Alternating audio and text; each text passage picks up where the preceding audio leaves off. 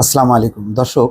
এখন সবচেয়ে একটি বড় আলোচনা যে মুসলিম দেশ হয়েও জর্ডান কেন ইসরায়েলের পাশে। এটি নিয়ে নানা দিক থেকে রিপোর্ট হচ্ছে, নানা বিশ্লেষণ হচ্ছে। সর্বশেষ একটি বিশ্লেষণ হচ্ছে এরকম যে ইসরায়েলি ভূখণ্ডে চালানো ইরানের হামলা প্রতিহত করা চাপে পড়েছে মুসলিম সংখ্যাগরিষ্ঠ দেশ জর্ডান।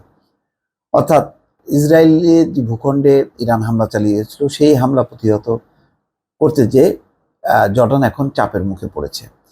তাদের এই অবস্থানের বিরুদ্ধে বিক্ষোভ করছে তাদেরই দেশটি, অর্থাৎ জর্ডানের জনগণ এখন বিক্ষোভ করছে।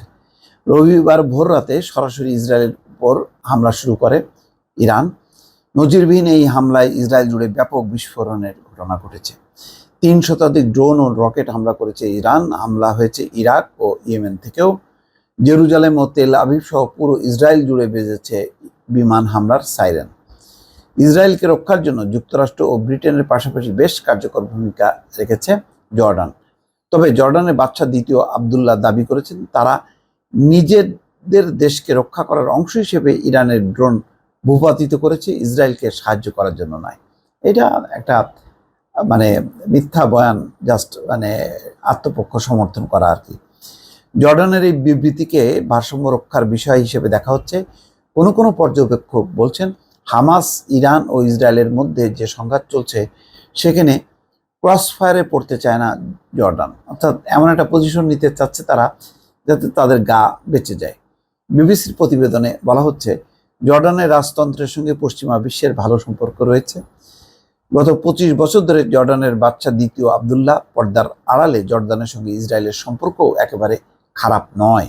ইন্টারন্যাশনাল ইনস্টিটিউট অব স্টাডিজের গবেষক এমিলি হোকায়েম বলেন, জর্ডান প্রমাণ করতে চেয়েছে যে তারা আমেরিকা এবং ইসরায়েলের ভালো সহযোগী, কিন্তু এই বিষয়টি নেতানিয়াহুর কাছ থেকে আশা করা যায় না। অর্থাৎ সে যে ইসরায়েলের সহযোগী এটা নেতানিয়াহু এই ব্যাপারে কোনো রেসপন্স করে না।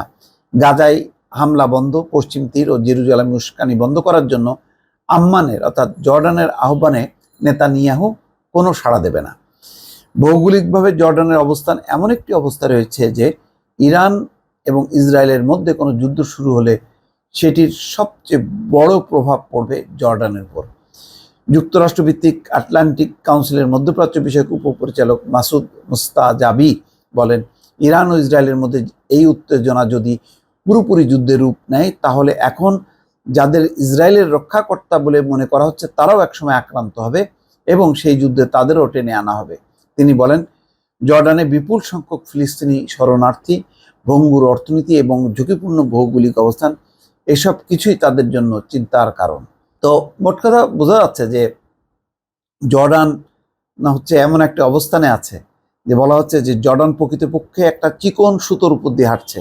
একদিকে যুক্তরাষ্ট্র ও ইসরায়েলের সঙ্গে তাদের কৌশলগত সম্পর্ক টিকায় রাখতে হচ্ছে, কারণ আর্থিকভাবে দুর্বল জর্ডান নানা ধরনের সহায়তার জন্য যুক্তরাষ্ট্র ইসরায়েলের উপর নির্ভর করতে হয়।